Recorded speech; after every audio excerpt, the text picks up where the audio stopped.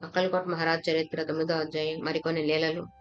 జలోదరంతో బాధపడుతున్న ఒక సాధువుకు తాను చనిపోయే లోపల ద్వారకా వెళ్లి అక్కడ బాలకృష్ణుని దర్శనం చేసుకోవాలని కోరిక కలిగింది. కానీ ఆ జబ్బుతో అతనికి అట్టి అవకాశం వచ్చేలా కనిపించలేదు. ఇంతలో అతడు స్వామి గురించి విని స్వామి దర్శనం చేసుకున్నాడు. అతన్ని చూస్తూనే స్వామి అతని దగ్గరికి పిలిచి అతని కోరిక నెరవేరుతుందని చెప్పారు. స్వామిని చూస్తూనే వారు సాక్షాత్తు దత్తావతారమై ఉండవచ్చునని ఆ సాధువు తన మనస్సులోనే అనుకోగానే స్వామి అతని కేసి చూచి, నేను ఎవరైతే నీకేమి, పోయి ఆ వేప చెట్టు ఆకులు తిను అన్నారు. వెంటనే ఆ సాధువు కొమ్మ నుంచి ఆకులు కోసి తిన్నాడు. అవి అమితమైన చేదుగా ఉన్నాయి. స్వామి తన పొట్టను చేతులతో పట్టుకొని గట్టిగా నవ్వి మరో కొమ్మను చూపించి ఆ కొమ్మకున్న ఆకులు తినమన్నారు. సాధువు ఆశ్చర్యానికి అంతులేదు. ఆ కొమ్మ ఆకులు చాలా తియ్యగా ఉన్నాయి. ఆ మాట విని మరికొంతమంది భక్తులు కూడా దాని ఆకులు తిని చూసి తియ్యగా ఉన్నందుకు ఆశ్చర్యపోయారు. 3 రోజుల్లో ఆ సాధువుకు ఆరోగ్యం చేకూరింది. 4వ రోజు ఉదయం దర్శనానికి వెళ్ళినప్పుడు స్వామి స్థానంలో సాధువుకు చతుర్భుజుడైన ద్వారకా కృష్ణుడు దర్శనమిచ్చాడు. తన్మయత్వంతో సాష్టాంగపడి లేచేసరికి ఆ స్థానంలో చిరునవ్వు నవ్వుతూ స్వామి కూర్చుని ఉన్నారు. కానీ ఆ దర్శనం సాధువు కళ్ళకి కలిగిన భ్రమ మాత్రమే కాదని నిరూపణ కోసం కాబోలు స్వామి చెవులకున్న బంగారు కుండలాలు రాతి కుండలాలుగా మారిపోయాయి. అవి బరువుగా ఉండడం చేత భక్తులు వాటిని వెంటనే తీసేశారు. ఒక సంవత్సరం అక్కలకోట ప్రాంతంలో వర్షాలు లేక కరువు వచ్చే ప్రమాదం ఏర్పడింది. చాలా మంది ప్రజలు అక్కలకోట చేరి చోళప్ప ద్వారా స్వామికి తమ మొరను వినిపించారు. స్వామి ఇలా సమాధానమిచ్చారు. వేదంలోని 18 సూక్తం చదివించి రేణుక సహస్రనామ పారాయణం చేయండి అని. 2 రోజుల తర్వాత తన సేవకులతో కలిసి జేవుడు అనే పల్లెటూరుకు వెళ్లి అక్కడ శివాలయంలోని లింగానికేసి చూస్తూ ఆయన వర్షాలు ఇంకా పంపలేదేమి అని గర్జించారు. అక్కడి నుంచి నార్సింగ్ అనే మరో పల్లెటూరు వెళ్లి అక్కడ శివాలయంలోని దేవతలందరినీ తిట్టి ఆ విగ్రహాలను మీకు శనగలు కావాలా అని అడిగారు. ఆ తర్వాత ఊళ్ళో ఉంచిన శనగలు తెప్పించి పార్వతీ శంకరుల మీద చల్లారు. వెంటనే కుంభవృష్టి కురిసి అక్కలకోట చుట్టూ 25 మైళ్ళ వరకు వర్షంతో నానిపోయింది. ఒకసారి స్వామి తమ అలవాటు ప్రకారం భక్తులతో కలిసి కష్టమైన బాటన ఒక ఊరు బయలుదేరారు. దారిలో ఎక్కడా తినడానికి తిండి, తాగడానికి నీరు దొరకలేదు. కానీ స్వామికి మొరపెట్టుకునే ధైర్యం ఎవరికీ లేకపోయింది. ఒక చిన్న పిల్లవాడు మాత్రం జంకు లేకుండా స్వామితో తన బాధ చెప్పుకున్నాడు. స్వామి వాళ్ళందరినీ ఒక చెట్టు కిందకు తీసుకెళ్లి అక్కడ తమ కొరకు తాము ఏదో పలహారం తిన్నారు. ఆ తర్వాత భక్తులందరికీ దూరంలో ఉన్న 2 మామిడి చెట్ల కిందకు వెళ్లి కూర్చోమన్నారు. మొదట వాళ్ళు అక్కడ ఏమీ కనిపించక స్వామి అలవాటు ప్రకారం తమను ఆట పట్టిస్తున్నారు అనుకున్నారు. కానీ వాళ్ళు ఆ చెట్ల కిందకు వెళ్ళేటప్పటికీ అకస్మాత్తుగా వాళ్ళకి ఒక వృద్ధురాలు కనిపించి అక్కడికి భోజనానికి రావాల్సిన వాళ్ళు కొంతమంది రాలేదని, వాళ్ళ కోసం వండిన భోజనం సిద్ధంగా ఉన్నదని చెప్పి వాళ్ళందరికీ వడ్డించింది. ఒక్కొక్కప్పుడు జోరుగా వర్షం కురుస్తుంటే స్వామి తమను పల్లకీలో ఎక్కించి ఆ వర్షంలో తిప్పమని భక్తులను కోరేవారు. అలానే భక్తులు ఒకసారి పల్లకీని 6 మైళ్ళు మోసుకుపోయి అలసిపోయారు. స్వామి పల్లకీ దిగి అక్కడ ఒక చిన్న గుర్రం ఉంటే దాన్ని ఎక్కి పక్క ఊరికి బయలుదేరారు. గుర్రం పొట్టి స్వామి పొడుగు అవడం వలన ఆయన కాళ్ళు రాళ్లకు కొట్టుకుంటున్నాయి. అది చూసిన భక్తులు స్వామితో అతని శరీర బరువును తగ్గించినట్లయితే తాము పల్లకీలో తీసుకెళ్లగలమని చెప్పారు. స్వామి అందుకు అంగీకరించి పల్లకీలో కూర్చున్నారు. ఈసారి పల్లకీ మహాసునాయాసంగా పైకి లేచిపోయింది. ఆ రోజు రాత్రికి రోడ్డు పక్కనే ఆగి అందరూ విశ్రాంతి తీసుకున్నారు. అందరూ ఒకరు స్వామితో భక్తులందరూ పొద్దుటి నుంచి ఏమీ తినలేదని, ఆకలిగా ఉందని చెప్పారు. అప్పుడు స్వామి, ఒక భక్తుడు మంచి తినుబండరాలతో వస్తున్నాడు, భయపడకండి అని చెప్పారు. కొంతసేపటికి దేశపాండే అనే భక్తుడు ధార్వాడ్ నుండి సకుటుంబంగా బయలుదేరి ఆ దారినే స్వామి దర్శనార్థం వస్తున్నాడు. స్వామిని దర్శించి కూడా ఉన్న 100 మంది భక్తులకు వంట చేయించి షట్రసోపేతంగా భోజనం పెట్టించాడు. అహ్మద్ నగర్ నుండి వచ్చిన ఒక భక్తుడు దర్శనానంతరం ఏదైనా రుచికరమైన వంటకం స్వామికి నివేదనగా ఇవ్వాలని అనుకున్నాడు. స్వామి అతని మనోభావాన్ని వెంటనే కనుక్కొని తనకు పప్పు, పాయసం కావాలని కోరారు. భక్తుడు తన భార్య చేత ఆ వంటకాన్ని వండించి స్వామిని ఆహ్వానించాడు.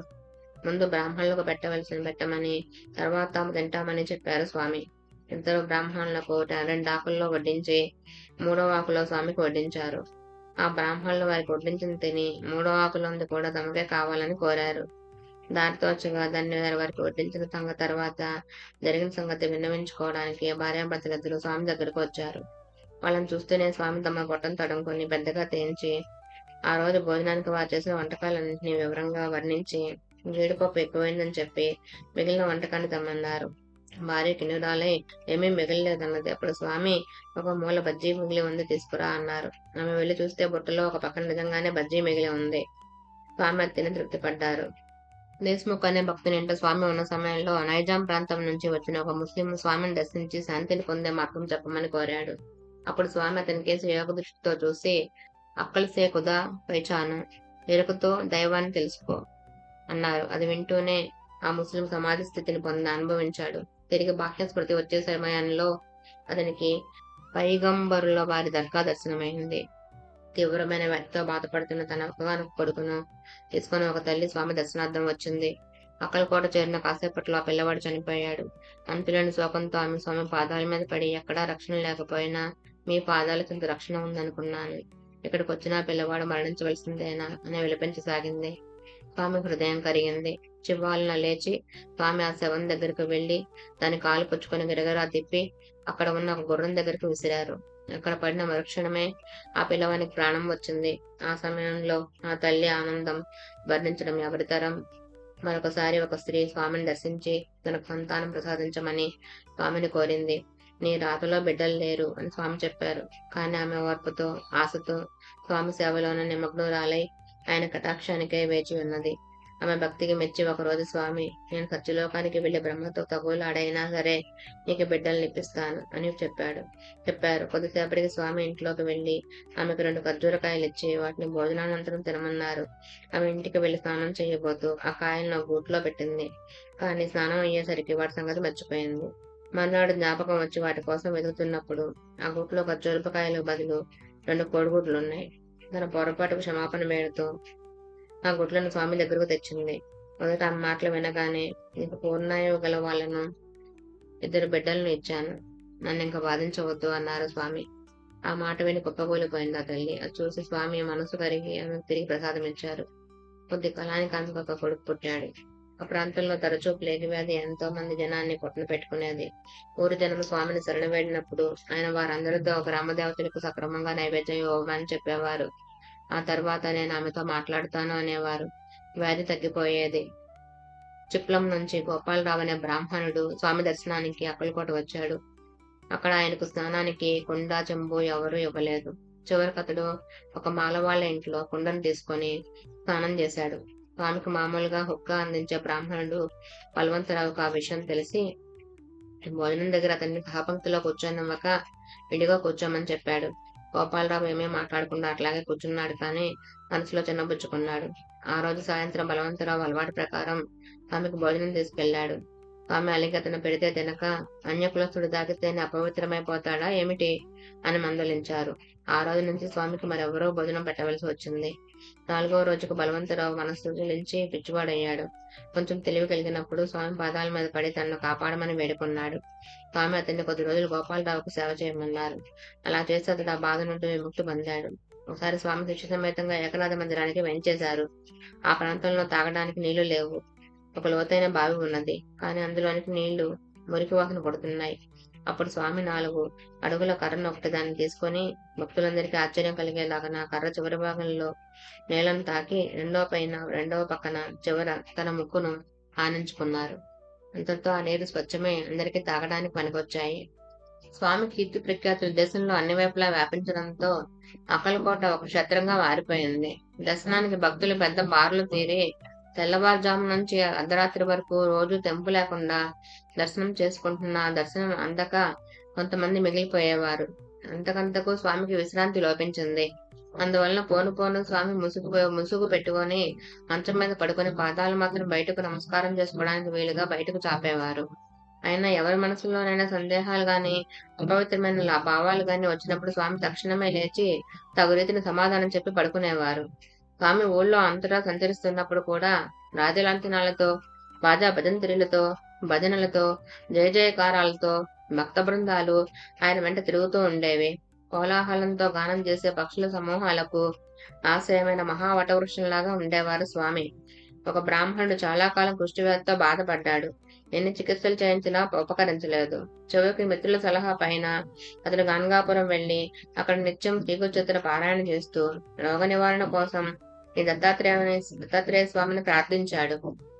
ఒకనాటి రాత్రి స్వప్నంలో అక్కలకోటలోని స్వామి సమర్థులను దర్శించమని అతనికి ఆదేశమైంది. అలానే అతడు చాలా రోజులు స్వామి సమర్థుల సేవలో గడిపి ఒకరోజు తన ఆవేదన భరించలేక వారికి నివేదించుకున్నాడు. నాకు ఓపిక నశించిపోయింది. మీ పాదాల చెంత నేను మరణించైనా త్వరలో ఈ బాధ నుండి విముక్తి పొందేలాగా అనుగ్రహించే ప్రార్థన అన్నాడు. స్వామి విధింపుగా మలము పోసుకో అన్నారు. గత్యంతరం లేక అతడు మలాన్ని సేకరించడానికి బయలుదేరి దారి పొడుగునా ఆలోచిస్తుంటే తాను ఇతరుల మలం కంటే స్వామి మలాన్నే పూసుకోవడం మంచిదని నిర్ణయించుకున్నాడు. అలానే చేశాడు. 4-5 రోజుల్లో ఒంటికున్న పుండ్లన్నీ మానిపోయి, పాత చర్మం రాలిపోయి, సరికొత్త చర్మం ఆరోగ్యవంతమైంది ఏర్పడింది. తర్వాత అతడు స్వగ్రామం చేరి ఆమరణాంతము శ్రీ స్వామిని ఆరాధిస్తూనే ఉన్నాడు. అలానే కన్నడ ప్రాంతానికి చెందిన శ్రీధర్ అనే బ్రాహ్మణుడు చాలా కాలం కడుపు నొప్పితో బాధపడ్డాడు. చివరికి బాధ భరించలేక కాణ్గాపురం చేరి నివారణ కోసం శ్రీ దత్తస్వామిని ఆరాధించాడు. ఒక రాత్రి దత్తాత్రేయ స్వామి అతనికి స్వప్నంలో దర్శనమిచ్చి శ్రీపురి వృక్షం ఆకుల రసం, సొంటి పొడి, సైంధవ లవణం కలిపి కొద్ది రోజులు త్రాగు, నీ రోగం తగ్గుతుంది అని చెప్పారు. తెల్లవారి నిద్రలేచేసరికి స్వప్న సందేశం స్పష్టంగా గుర్తున్నది. కానీ శ్రీపురి వృక్షం అంటే ఏదో ఎలా ఉంటుందో అతనికి తెలియలేదు. ఎందరి వైద్యులను అడిగినా చెప్పలేకపోయారు. అతను నిరాశ చెందాడు. నాటి రాత్రి మందిరంలోనే నిద్రించాడు. మరలా దత్తాత్రేయ స్వామి కర్రలో కనిపించి, అక్కలకోటలో ఒక పరమహంస ఉన్నారు, ఆయన నీకు శ్రీపురి వృక్షాన్ని గుర్తు తెలపగలరు అన్నారు. మర్నాడు శ్రీధర్ అక్కలకోట స్వామి సన్నిధి చేరేసరికి స్వామి మార్తి ఆలయంలో ఉన్నారు. ఆయనకు నమస్కరించి చేతులు జోడించుకొని నిలబడిన అతని కేసు చూస్తూ ఆయన, వేప చెట్టును శ్రీపురి వృక్షం అని కూడా అంటారు. సొంటిపొడి, సైంధవ లవణం, వేపాకు రసము కలిపి 3 రోజులు తాగు, జబ్బు తగ్గిపోతుంది అన్నారు. అతడు అలానే చేసి తన బాధ నుండి సంపూర్ణంగా విముక్తుడయ్యాడు. ఒకనాడు స్వామి హరిజనవాడలో కూర్చుని ఉండగా ఒక అగ్రవర్ణపు గృహిణి వారిని దర్శించి తనకు సంతానం ప్రసాదించమని ప్రార్థించింది. స్వామి ఆ పక్కనే ఉన్న ఎముకను తీసి, ఇదిగో సంతానం తీసుకో అని అతను ఆమె వైపు అందించారు. ఆచారపరాయణురాలైన ఆమె అసహ్యం వలన చేయి చాపలేదు. ఆ పక్కనే ఉన్న హరిజన స్త్రీ, నాకు ప్రసాదించండి అని చేయి చాపింది. స్వామి ఆమెకు ఆ ఎముకనిచ్చారు. సంవత్సరంలోగా హరిజన స్త్రీకి మగ శిశువుగా జన్మించాడు. కానీ మొదటి స్త్రీకి కలగలేదు. అలానే స్వామి భక్తులలో ఒకటి నిరుపేద, నిత్యము కడుపు నిండా అన్నం కూడా సక్రమంగా దొరికేది కాదు. అతడు చేతులు జోడించుకొని స్వామి సమక్షంలో మౌనంగా నిల్చొని తన దృష్టిని సద్గురుని పాదారవిందముల మీద నిలిపేవాడు. ఒకనాడు హరిజనవాడలో కూర్చున్న స్వామి అకస్మాత్తుగా పక్కనున్న ఎముకల ప్రోగును చూపి, ఈ ఎముకలు ఏరుకొని తీసుకొని వెళ్ళు అన్నారు. ఆ భక్తుడు ఎముకలు తాకడానికి సంకోచించాడే గాని మహనీయుని ఆజ్ఞను ధిక్కరించడానికి మనస్కరించక చిక్కులో పడ్డాడు. చివరికి ధైర్యం కూడా తీసుకొని కొద్ది ఎముకలను మాత్రం పోగు చేసి చిన్న గుడ్డలో మూట కట్టి పక్కనున్న గూట్లో పెట్టి మరలా మౌనంగా చేతులు జోడించి నిలిచాడు. స్వామి, పో, ఇంకా నుంచుంటావెందుకు అని గద్దించారు. ఆ పేద బ్రాహ్మణుడు ఆ మూట చేతులను తీసుకునేసరికి అది బరువుగా ఉండడం గమనించి ఆశ్చర్యంతో మూట విప్పరిస్తే ఎముకలకు బదులు బంగారు కడ్డీలున్నాయి. సంకల్ప మాత్రం చేత దరిద్రుడి శ్రీమంతునిగా మార్చగల స్వామి మహిమకు ఆశ్చర్యపోయాడు ఆ భక్తుడు. ఇంతవరకు స్వామి భక్తులకు ఆరోగ్యము, సంతానము, ధనము ప్రసాదించి అనుగ్రహించడం చూచాము. ఇక పరమార్థాన్ని ప్రసాదించిన మరొక సన్నివేశం. గుజరాత్ రాష్ట్రంలోని అత్యంత పవిత్రమైన గిరినార్ పర్వత ప్రాంతంలో నివసిస్తున్న కృష్ణగిరి, భారతీ బువ్వ, రామపురి బువ్వ అనే 3 సాధకులకు స్వామి భౌతికంగా దర్శనమిచ్చారు. అలానే మంగళవేడలోని మరొక సన్యాసి కూడా దర్శనమిచ్చి, ద్వారక వెళ్లి అక్కడ తడిమట్టితో పైసా అచ్చులను తయారు చేయి, నీకు విఠలుడు దర్శనమిస్తాడు అని ఆదేశించారు. ఆ సాధువు అలానే చేశాడు. అతనికి పండరీ విఠలుడు 3 సార్లు దర్శనమిచ్చి మరుక్షణంలో స్వామిగా దర్శనమిచ్చారు. అన్ని సందర్భాల్లోనూ స్వామి అక్కలకోటలోనే ఉండడం విశేషం.